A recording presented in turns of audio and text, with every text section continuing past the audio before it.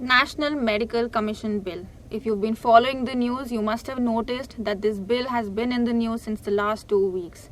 In case you don't know anything about it, don't worry. We are here to discuss this bill point by point about how it's going to affect you, whether you're a medicine practitioner in the country or if you're studying to be a doctor. So National Medical Commission Bill came into being in 2016 जब इसका first draft present किया था नीति आयोग ने. NITI Aayog is the National Institution for Transforming India. So according to this NMC bill, it proposes that it will completely replace Medical Council of India. Medical Council of India is the regulatory authority for medical education system in our country. So the bill proposes that it will completely replace this Medical Council of India. Plus, it also proposes that it will repeal the Indian Medical Council Act of 1956. So these are the two things which this bill has currently proposed to do initially. What will the bill do? What will the NMC bill do differently जो अभी हमारे system में नहीं हो रहा है? So let's talk about the features of this bill. First, ये bill कहता है कि national eligibility cum entrance test जिसको हम नीट कहते हैं, नीट और कॉमन काउंसलिंग वो हर अंडर ग्रेजुएट और पोस्ट ग्रेजुएट कोर्सेज के लिए की जाएगी जो अभी नहीं हो रही है. So going forward neat and common counselling will be done for all under graduate and post graduate courses of super speciality medicine.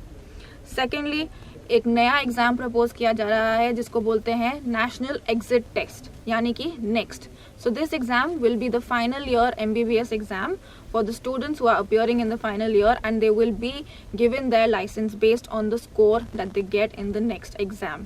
Plus, this exam will also be used for students who want to apply for post-graduation in broad specialty medical courses.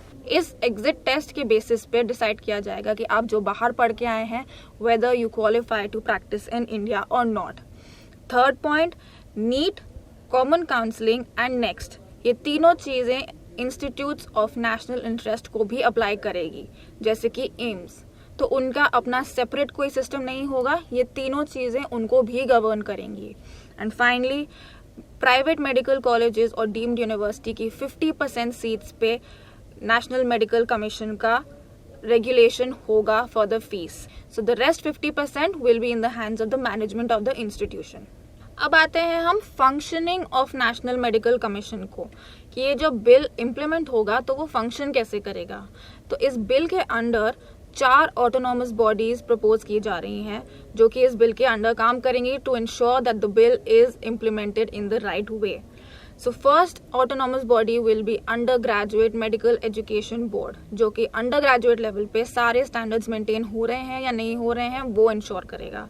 Second is post graduate medical education board, जो कि same चीज post graduation level पे ensure करेगा, यानी कि सारे standards जो भी सेट किए गए हैं वो मीट हो रहे हैं या नहीं हो रहे हैं. Third is the medical assessment rating board यानी कि MARB.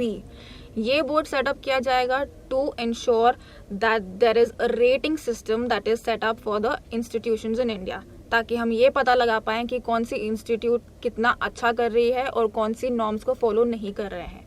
Plus it will also help students to ensure that they are getting admission in a college that has been on a good level of rating. Plus अगर MARB को लगता है कि कोई institution में norms follow नहीं हो रहे हैं तो वो चाहे तो इंस्पेक्शंस कैरी आउट कर सकते हैं, चाहे वो खुद करें या फिर वो थर्ड पार्टी को हायर करें इंस्पेक्शन कैरी आउट करने के लिए. वो ये इम्प्लीमेंट कर सकते हैं कि वो जाकर के चेक्स करें कि उनके जितने भी सिस्टम सेटअप किए गए हैं वो फॉलो हो रहे हैं या नहीं हो रहे हैं.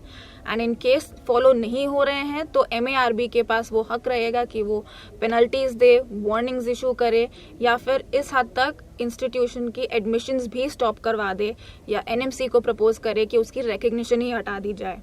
So if you're not following the rules and regulations set up by the MARB, it can impose penalties on you also. Fourth, it can also grant permissions to new institutions who want to start a new postgraduate course or who want to increase their seats in the college. ये right भी रहेगा MARB के पास. And the fourth board is the Ethics and Registration Board.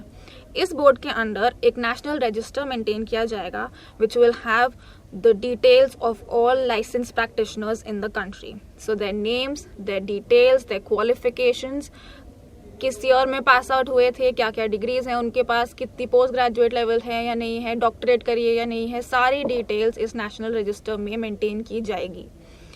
So these are the 4 boards जो कि national medical commission के under form किए जाएंगे to ensure that the commission functions adequately in the country, to ensure that there is a good level and a global standard of medical education maintained in the country. So when National Medical Commission is finally implemented, how will it affect the rights of the people who are already practicing in the country or those who are preparing to practice medicine in the country? Let's talk about those. First, anybody who qualifies the next exam, which is the national exit test, if you qualify that exam, you get an automatic entry into the national register, which we had mentioned before is the national register for all the names and details of the licensed practitioners of the country. So if you qualify next, you get your name enrolled into that register automatically. Secondly, if you are practicing in the country after being recognized as per the Indian Medical Council Act of 1956 and you have your name included in the medical register, which is the Indian Medical Register at the moment, if you have your names included in that, then also you get an automatic inclusion into the new national register.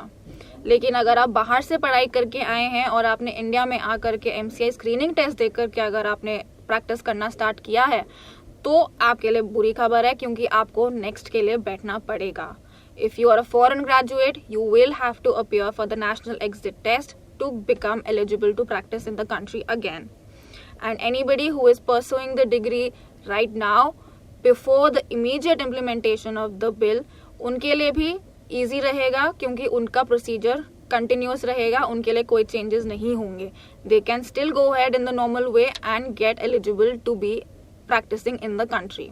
अगर आप कोई भी law break करते हैं, जैसे कि आप medicine practice कर रहे हैं without the license in the country, या कोई भी और मेडिकल एसोसिएशन का अगर आप कोई लॉ ब्रेक करते हैं, तो हो सकता है कि आपको 1 साल तक की इम्प्रिजनमेंट मिले या 5 लाख का फाइन मिले, या फिर ये भी हो सकता है कि दोनों ही चीज़ें हो, 1 साल की इम्प्रिजनमेंट और 5 लाख का fine. National medical commission bill के अकॉर्डिंग जितनी भी इंस्टीट्यूट्स हैं या फिर यूनिवर्सिटीज़ हैं, उनको अपनी वेबसाइट्स भी मेंटेन करके रखनी पड़ेंगी विद कंप्लीट अपडेटेड इन्फॉर्मेशन, ताकि कोई भी डेटा अगर मेडिकल कमीशन को या फिर ऑटोनॉमस बॉडीज़ को एक्सेस करना हो, so they will always have the access to it. तो अपनी वेबसाइट्स मेंटेन करना इज़ अनदर थिंग जो बहुत ज़रूरी हो जाएगा इंस्टीट्यूट्स और यूनिवर्सिटीज़ के लिए.